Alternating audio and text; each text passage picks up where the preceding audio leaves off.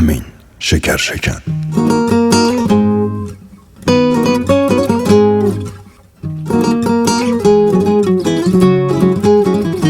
آتیش پاره چجوری دل ما رو به آتیش میکشی تو، با دست پس میزنی اما با پا پیش میکشی تو. کیو دارم باهاش بگم بخندم، بیا دورت بگردم، چه حالی میده بات آخر شب برنامه کردن.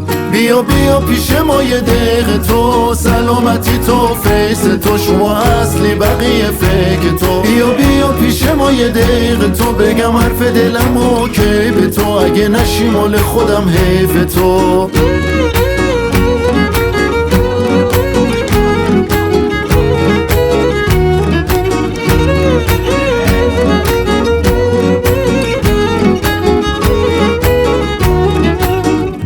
دل هر کی با هر کی خوشه، من تو رو هستم، میخوام تا آخرش دست خودت باشه تو دستم.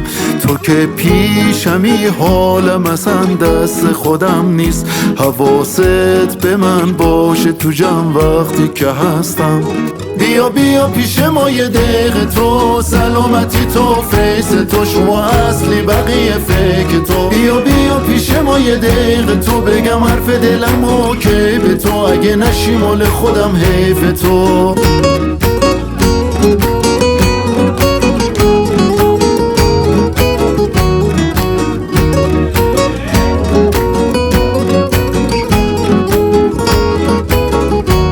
بیا بیا پیش ما یه دقیقه تو، سلامتی تو فیس تو، شما اصلی بقیه فکر تو. بیا بیا پیش ما یه دقیقه تو، بگم حرف دلم اوکی به تو، اگه نشی مال خودم حیف تو.